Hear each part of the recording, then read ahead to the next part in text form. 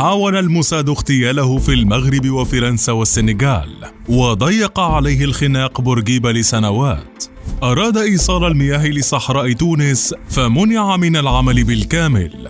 عالم نووي وصل للعالمية ورفض نظام بورقيبة تقدير عمله.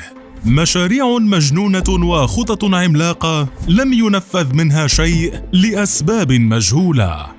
أول عربي يترأس الوكالة الدولية للطاقة الذرية وأبرز علماء الطاقة في العالم. استثمر الروس فكرته ورفضها التونسيون. البشير التركي أبو النووي التونسي. بداية اعتيادية انطلق منها البشير. هو البشير بن محمد بن الحاج علي التركي العجمي.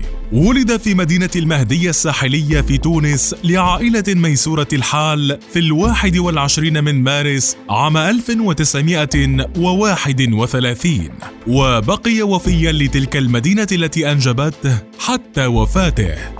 انتقل في أول شبابه لتونس العاصمة ليكمل دراسته الثانوية هناك في المدرسة الصادقية، ونجح بالتخرج منها عام 1949، وبعدها بعام واحد نجح بالحصول على شهادة البكالوريا العامة. ولقوة طموحه وتوسع أهدافه قرر الدراسة في فرنسا بدلاً من تونس، فانتقل إلى فرنسا سريعاً بعد حصوله على الشهادة، لينجح بإحراز إجازتين في الرياضيات والفيزياء، وذلك من جامعة تولوز عام 54.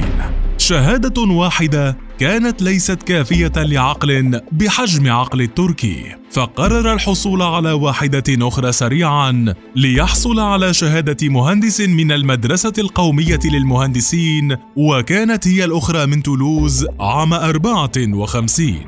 ورغم ذلك بقي طموح البشير أعلى من ذلك، فلطالما كان لديه الطموح للحصول على الدكتوراه وتحديدا في الطاقة النووية، وكان له ما أراد عام 1959 حيث حصل على الدكتوراه في علم الفيزياء النووية من جامعة باريس.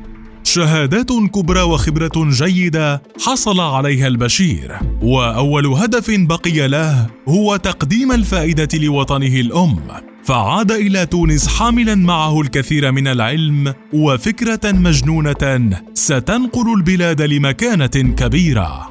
وصل لتونس عام 1959 بعدما عمل ل3 سنوات كمساعد لرئيس المؤسسة الفرنسية للطاقة الذرية، ودرس الكثير في ذات المجال. فمع عودته كان الجنوب التونسي يعيش حالة مأساوية من الجفاف، ما يهدد حياة آلاف المزارعين وثرواتهم، فكان مشروعه يدور بالتحديد حول إنقاذ تلك المنطقة، وفي ذات الوقت يعود بالفوائد للدولة التونسية. فكيف ذلك؟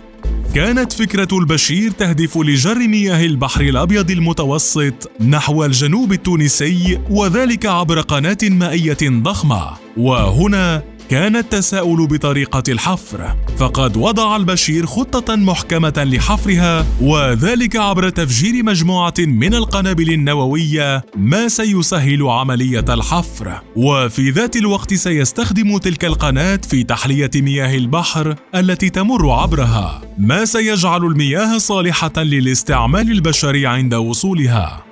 مشروع ضخم ومرعب كان لابد من النظر فيه كثيرا، لكن البشير لم يتوقف، فخلال تلك السنوات أيضا كان من مؤسسي مجلة التجديد التونسية، وشارك في عام 1960 بتأسيس الجامعة التونسية. ورغم أنه من مؤسسيها وأبرز المحاضرين فيها، تفاجأ البشير بفصله منها دون سابق إنذار ودون الإعلان عن السبب وراء ذلك التصرف، وهو الفصل الذي فسره برفض مشروعه، فانتقل إلى النمسا ليلتحق بالوكالة الدولية للطاقة الذرية، وعين حينها نائبا لرئيس مجلس المحافظين. وعقب عامين من العمل طلب منه العودة لتونس، فأسس مؤسسة الطاقة الذرية ومعها مركز تونس قرطاج للبحوث الذرية، وكان له فضل كبير في دراسة العديد من الطلاب التونسيين لذلك الاختصاص، فلم يبخل على طلابه بأي معلومة، وساعد عددا منهم للدراسة في فرنسا أو دول أخرى، واستمرت شهرته العالمية بالتوسع، حيث أسندت إليه رئاسة المؤتمر العالمي لإصلاح المياه بالطاقة الذرية، وذلك عام 1968 عندما عقد في العاصمة الإسبانية مدريد. وفي عام 1969 توجت مسيرته المشرفة بانتخابه رئيسا للوكالة الدولية للطاقة الذرية، وحينها أعلن النظام التونسي بشكل واضح رفضه لذلك القرار، ورغم ذلك وضع التركي في منصبه. عقب 4 سنوات قرر العودة للعالم والمحيط العربي من جديد، فكان له الفضل الأول بإدخال الطاقة النووية إلى ليبيا، حيث عين مديراً عاماً للمؤسسة الليبية للطاقة الذرية، وأسس مركز تاجورة للبحوث النووية، وذلك عام 1973. وفي العام 75 عاد إلى تونس ليؤسس مخبر الفيزياء بكلية الطب بتونس العاصمة، وبعدها بعام انتقل إلى الجزائر ليؤسس هناك مخبري الطاقة النووية والطاقة الشمسية في جامعة عنابة، كما شارك في ذات العام بإنشاء الدكتوراه في الطاقة بجامعة قسنطين الجزائرية.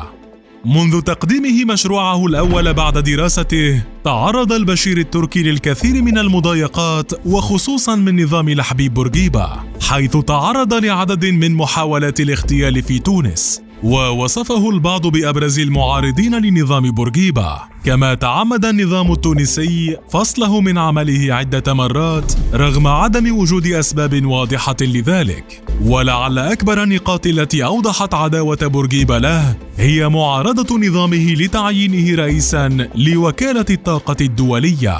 ومع غضب النظام التونسي عليه، فقد كان البشير هدفاً واضحاً للاغتيالات دائماً، حيث تعرض عام 79 لمحاولة اغتيال في المغرب، وتكررت المحاولة عام 81 في فرنسا، وكانت آخر واحدة عام 91 في السنغال.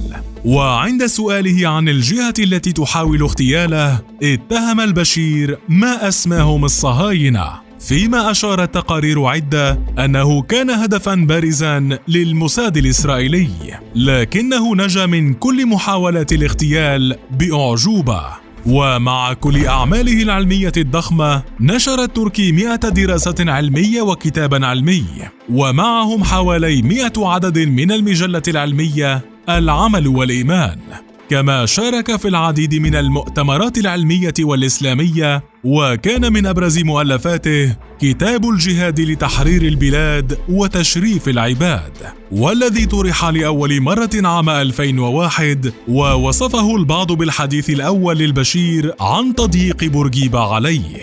توفي البشير التركي في 14 من أغسطس عام 2009، ودفن في مدينة المهدية التي ولد فيها، وبقي العلم الذي قدمه للعالم حاضرا حتى اليوم دون أن يتمكن أحد من مسحه للأبد.